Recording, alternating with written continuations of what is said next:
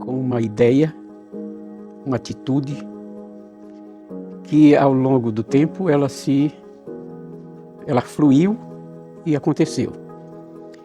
Aconteceu que eu fui nomeado oficial de justiça, no Tribunal de Justiça. E quando lá cheguei, fui entendendo que a gente precisava criar uma associação, começou assim, uma associação para que a gente se tornasse mais respeitado e a nossa classe pudesse também exigir alguma coisa em qualquer sentido, né?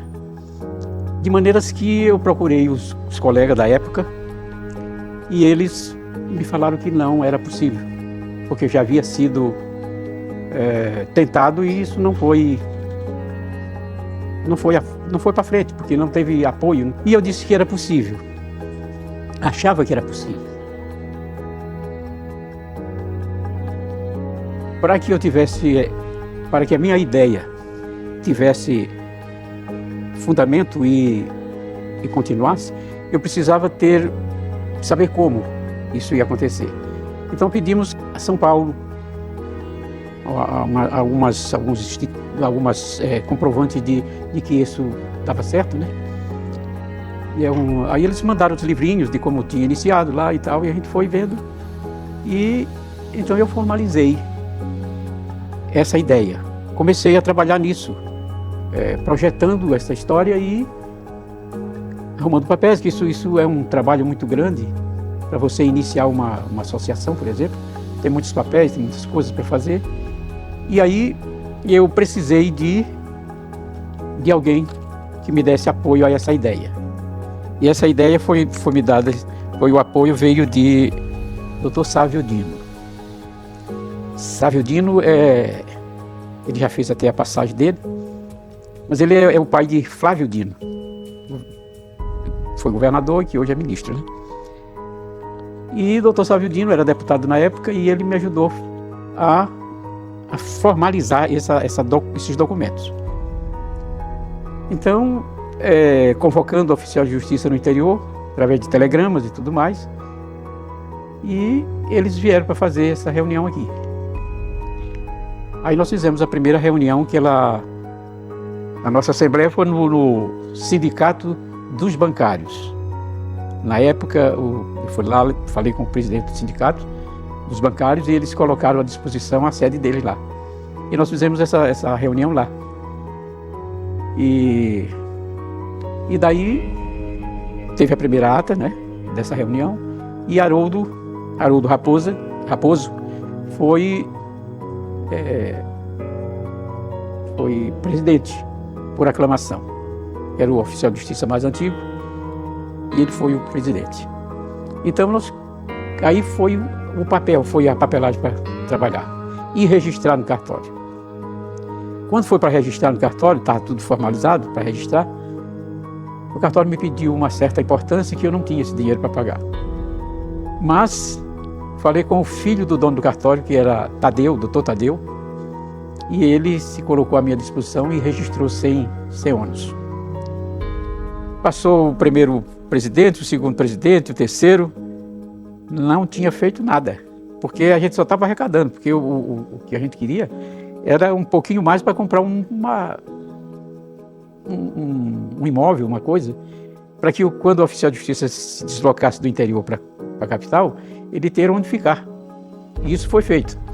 Só que na terceira gestão, a associação só tinha R$33 mil. 33 mil e uma fração. E tinha um sítio lá na Maiobinha para adquirir, né? Mas o cidadão queria lá na Maiobinha, ele queria 40 mil. Mas a gente só tinha 33 e é uma fração. Aí entra outro personagem amigo, foi o doutor Edmar Coutrin.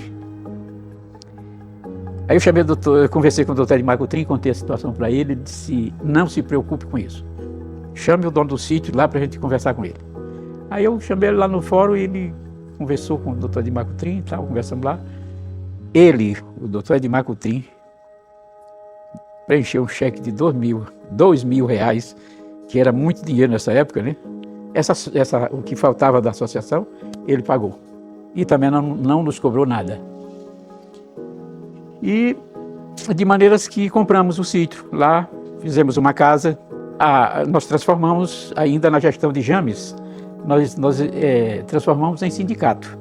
E eu me sinto, às vezes, assistindo na televisão, o sindicato batendo forte, exigindo qualquer coisa na justiça, em favor dos seus filiados, né?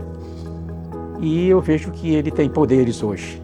E eu me sinto feliz por essa minha atitude que gerou essa fortaleza, naturalmente seguindo com os outros presidentes.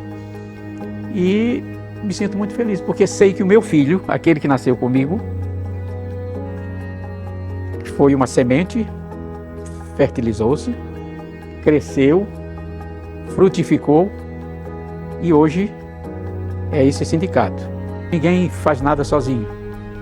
Todos nós precisamos de algo e de alguém para continuar. O prédio muitas das vezes tem 100 andares, por exemplo, mas ele começa pelo tijolo, né? A gente pode andar 1000 léguas, mas começa com um passo, o primeiro passo. Nos últimos anos, o Sindjus Maranhão, sob a liderança do presidente Jorge Ferreira, conquistou avanços históricos para os servidores do Judiciário maranhense. Hoje, vamos relembrar essas importantes vitórias. Nós conseguimos garantir, no início da nossa gestão anterior, que os auxiliares e os técnicos pudessem acumular com o cargo de professor. Ou seja, o colega técnico e auxiliar que leciona, ele está fazendo isso de forma tranquila hoje, graças à atuação política e jurídica do Sindjus. Nós já garantimos a implementação da VPNI, ou seja, que foi uma luta bem antiga dos auxiliares, ou seja, os auxiliares estavam desempenhando as mesmas atribuições de técnico e recebendo um salário diferencial. Hoje a diferença ela já foi bastante reduzida e para o ano que vem vai ser reduzida a 10% apenas. Nós conseguimos implementar na gestão anterior o auxílio creche, tá? E desde a sua implantação nós temos garantido um reajuste, assim como nós temos garantido reajuste tanto no auxílio saúde como na alimentação. No auxílio saúde, que era uma luta antiga do sindicato, conseguimos que fosse pago por faixa etária. Conseguimos, nesse ano, a implantação da resolução 500 do CNJ. Conseguimos que o tribunal fizesse a conversão de licença-prêmio e pecúnia. E o que é mais importante, hoje, essa conversão está no plano de cargos, ou seja, é lei para os servidores, assim como é lei para os magistrados. Isso é muito importante. Ou seja, vitórias, conquistas como essas, é que faz o sindicato forte. O sindicato nos últimos anos passou por um processo de reestruturação, assim como o sindicalismo no Brasil, onde os sindicatos tiveram que se reinventar as formas de fazer política sindical, e não foi diferente aqui no Maranhão. O Sindjus adotou uma postura de sentar com a administração, de buscar abrir canais de negociação, onde pudéssemos de fato colocar na mesa de negociação os pleitos da categoria. Assim a gente sentou com a administração durante o primeiro mandato e agora nessa gestão não tem sido diferente com a concretização de direitos.